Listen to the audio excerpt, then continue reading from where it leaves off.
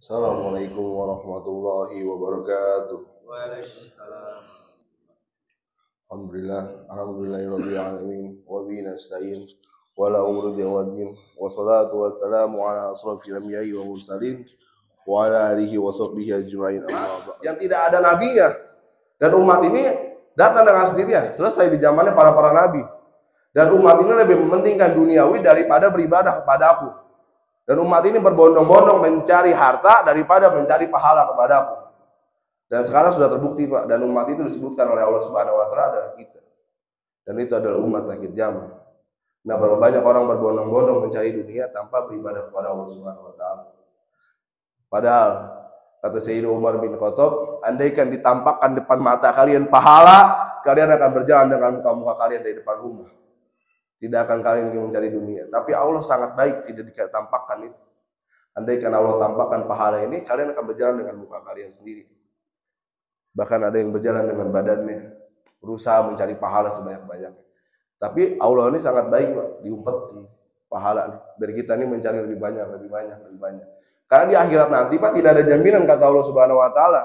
Dan bahkan Rasulullah SAW sendiri bersabda, kalian hidup di dunia, bekerja keras seperti apapun, mempunyai cita-cita seperti apapun, kalau Allah tidak berkehendak Anda kaya, tidak jadi kaya. Kalau Allah berkehendak, tidak berkehendak Allah menjadi sukses. Kata Allah, Anda tidak bakal menjadi sukses, tidak bakal jadi sukses. Tapi ketika Allah berkehendak Anda menjadi kaya, kaya sudah. Kata Allah, sudah dijamin hidup kalian di dunia ini. Tapi di akhirat nanti tidak ada jaminan bagi kalian. Jadi apa jaminan kita di akhirat nanti? Nah, jaminan kita di akhirat nanti ada sholat kita, zikir kita, Quran kita, dan harta-harta kita. Makanya kata Allah, Allah hanya minta satu dari kita, taat kepada Allah dan beribadah kepada Allah. Tidak minta banyak. Bahkan dipertanyakan nanti, ketika kita salatul maut ini, apakah bisa menjawab kalimat yang indah itu atau tidak? Karena ketika kita di dunia ini, gampang menjawabnya, Pak. Karena ini bukan hafalan. Karena yang menjawab nanti bukan kita, tapi yang menjawab nanti adalah amal-amal soleh kita. Ketika kita sakaratul maut, yang mengucapkan kalimat La ilaha illallah Muhammadar Rasulullah itu adalah amal-amal perbuatan kita. Ketika buruk sudah semuanya. Bahkan dikatakan oleh Rasulullah SAW sendiri, kalau kalian semasa hidup kalian sering membicarakan keburukan orang lain, yakinlah kepada aku bahwa nanti di akhir hayat tidak akan kalian mudah mengucapkan syahadat. Akan dibungkam mulut kalian oleh Allah Subhanahu wa taala. Tapi ketika semasa hidup kalian berkata baik kepada orang, berprasangka baik, tidak ada rasa curiga sama sekali dengan orang itu, akan dipermudah oleh Allah Subhanahu wa taala mengucapkan syahadat.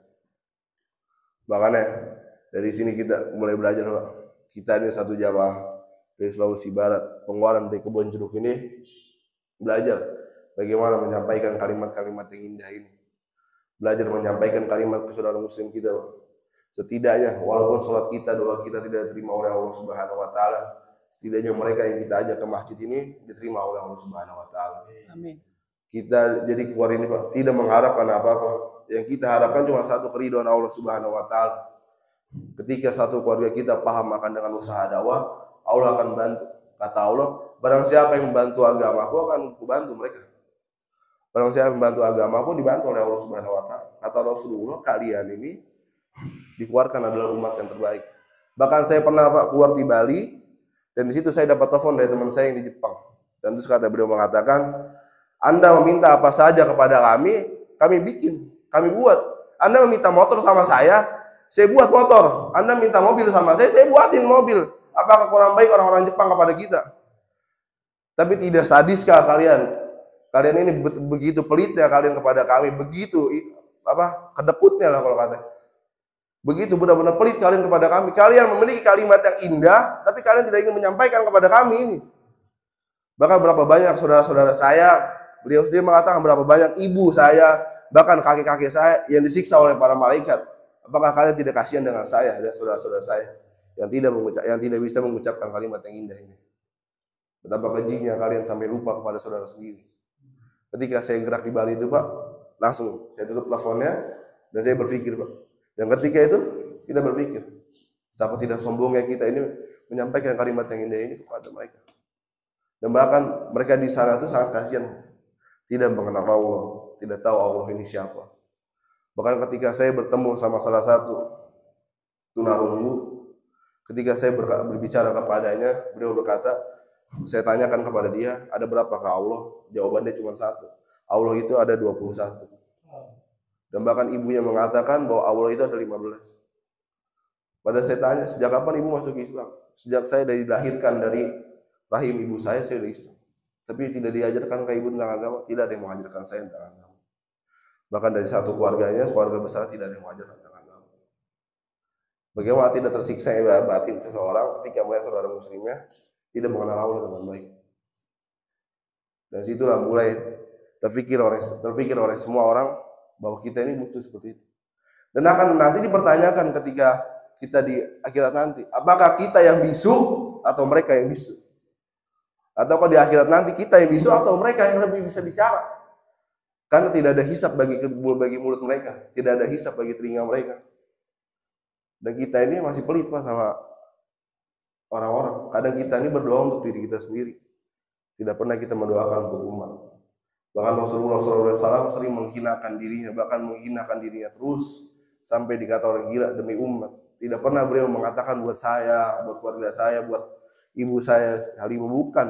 Enggak pernah buat anaknya, buat Fatimah pun tidak. Tapi dia berkata buat umat. Tapi kita pun menghinakan diri kita buat agama pun malu. Bahkan buat sujud di tanah pun aja malu. Kadang mikir, entah kalau di foto orang gimana, entah kalau dikatain orang gila gimana. Rasul itu hampir setiap hari dikatain orang gila. Bahkan ketika saya mempraktekkan apa yang dipraktekkan Rasulullah SAW di masjid saya sendiri, di situ saya rasakan 2 bulan saya dikatakan orang gila oleh seluruh satu desa. Dan bahkan keluarga besar saya menghina saya, bahwa engkau adalah orang gila. Apa yang kau sampaikan? Hanya berapa hadis kau sampaikan kepada seorang setiap hari? Setiap hari kau sampaikan kepada orang setiap hadis. Tidak sadar ke engkau, bikin malu aja di keluarga. Saya bilang, kalau emang di situ malu, jadi adik saya atau jadi keluarga saya, lebih baik keluar dari sini. Saya lebih baik dikatakan orang gila daripada tidak menyampaikan hadisnya. Karena 2 bulan lamanya Pak, saya mengalami hal itu. Karena saya baru ngerasain bahwa Rasulullah SAW sendiri merasakan seumur hidupnya dihina-hina sebagai orang gila. Dan kita baru merasakan 1 hari Pak dikatain orang gila itu nggak boleh. Dan saya merasakan hal seperti itu selama 2 bulan saya jalani terus. Bahkan sampai detik ini, alhamdulillah, orang-orang di kampung saya di Jogja itu sudah paham apa yang saya sampaikan. Jadi mereka sudah tidak menghina saya lagi. Karena emang benar Allah akan memandang pengorbanan seorang ini walaupun sekecil mungkin. Allah pandang pengorbanan itu. Kata Allah, ketika engkau bantu agama saya, akan saya bantu. Dan itu saya rasakan ketika Allah membantu saya. Seakan-akan Allah sendiri yang datang untuk saya. Makanya kami ini semua belajar bagaimana menyampaikan kalimat yang indah ini. Bagaimana menyampaikan ke saudara-saudara kita. Bagaimana mengingatkan saudara-saudara kita ini untuk taat kepada Allah Subhanahu wa Ta'ala. Makanya nanti apabila bapak-bapak di sini atau yang lain di sini melihat ketika kita ini disiksa di neraka apa segala macam atau apabila saya lagi disiksa di neraka, saya mohon tolong dipanggil sama saya. Jadi ketika seorang ini saling mendoakan umat, peduli akan umat, Allah akan sendiri yang akan memerdekakan keluarganya dan Allah sendiri yang akan membantu keluarganya. Dan berapa banyak kita sering meminta kepada Allah Subhanahu wa Ta'ala tentang kekayaan, kesehatan. Tapi tidak pernah kita minta doa tuh tentang buat umat, buat saudara sendiri. Itu kita malas bohongnya. Jadi bagi kita tuh hukumnya najis kalau mendoakan sama saudara. Padahal apabila kita mendoakan saudara kita, malaikat ada di belakang kita mendoakan, ya Allah berkati dia, berikanlah keberkahan untuk dia, rahmatilah kehidupan dia. Allah menjamin. Nah, orang yang meninggalkan dari perintah-perintah Allah ini berarti orang yang tidak percaya akan janji Allah. Dan orang yang tidak percaya sama janji Allah ini berarti termasuk orang-orang kafir. Padahal Allah telah berjanji kepada orang umat Islam, hamba-hamba ya semuanya. Ketika aku berikan kalian satu ujian, satu masalahan, satu musibah, bersabarlah. Karena di balik musibah itu akan ada kebahagiaan buat kalian. Ketika aku turunkan musibah untuk orang-orang kafir, percayalah bahwa di setiap musibah itu akan ada azab bagi orang kafir. Dan makanya ini Pak, kami ini satu jamaah dari Sulawesi Barat sudah 2 hari di sini. Sudah 2 hari kita di sini. Mungkin esok pagi kita pindah ke Cikarang Pusat dan saya mewakili salah satu perwakilan mewakili teman-teman saya di sini atau para guru-guru saya di sini apabila ada akhlak kami atau ada pada kami yang kurang menyenangkan di mata Bapak sekalian, atau pembicaraan kami yang kurang menyenangkan di telinga Bapak, kami mohon maaf sebesar-besarnya. Karena kami ini masih belajar, Pak, masih terus perlu belajar. Karena kata Sayyidina Ali, karena Allahu wajha, barang siapa yang sombong akan dengan ilmunya, barang siapa yang sombong akan dengan hartanya, barang siapa yang sombong akan keduniawinya, akan disesatkan oleh Allah Subhanahu wa taala. Bahwa sebaik-baiknya ilmu hanya ilmu dari Allah Subhanahu wa taala. Ketika Nabi Musa belajar dengan Nabi Khidir atau Nabi Shu'aib, dikatakan ketika beliau belajar sendiri, ditanya oleh Nabi Musa, dari mana ilmu kamu? Bahwa saya ini mendapatkan ilmu langsung dari Allah, sedangkan kamu mendapatkan ilmu dari kitab. Bahwa Nabi Musa baru sadar betapa banyak ilmu yang harus. Nah, kita ini terus belajar, Pak. Terus belajar bagaimana memperbesar wawasan kami, memperluas wawasan kami. Kami pindah dari rumah ke rumah, dari masjid ke masjid. Tiap hari kami mengetok pintu satu rumah. Ini bukan kita meminta-minta, Pak. Kalau kita mengetok pintu rumah Bapak, itu bukan niatnya kita untuk meminta sumbangan, meminta sembako, minta bantuan dana. Tidak, Pak. Kami datang ke situ hanya bisa silaturahmi. Kata Allah Subhanahu wa taala, barang siapa yang menjaga tali silaturahmi, dia sama saja akan menjaga rahmat dariku. Barang siapa yang memutuskan tali silaturahmi, ku putuskan semuanya. Nanti pas ketika kalian satu langkah lagi masuk ke dalam surga, datanglah beberapa orang di hadapan muka kalian. Bahwa dia dulu tidak pernah mengingatkan saya tentang sholat, ya Allah. Saya tidak ingin dia masuk surga, masukkan dia ke dalam neraka. Allah ini maha adil, Pak. Ketika kita mengatakan seperti itu, diangkat sama Allah, dipindahkan ke neraka. Dan makanya kata Rasulullah SAW, banyak-banyaklah kalian bersilaturahmi, mendoakan sama saudara. Nah, kami ini, Pak, sering melakukan silaturahmi seperti itu. Mungkin banyak orang yang berpandangan berbeda, tapi kita ini terus menjaga tali silaturahmi. Dan mungkin listrik yang kami pakai, listrik yang kami pakai, lampu-lampu yang kami pakai untuk sholat, untuk tahajud, untuk zikir, semoga jadi penerang buat bapak-bapak sekalian di alam kubur nanti.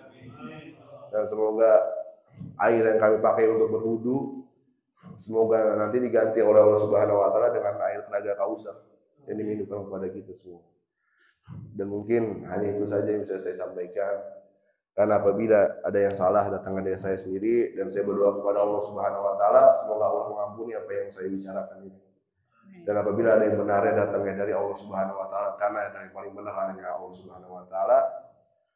Dan demi kesempurnaan majelis kita tutup dengan doa kifarah. Subhanakallahumma wa bihamdihi, subhanakallahumma wa bihamdika, asyhadu an la ilaha illa anta, astaghfiruka wa atubu ilaik. Assalamualaikum warahmatullahi wabarakatuh. Waalaikumsalam.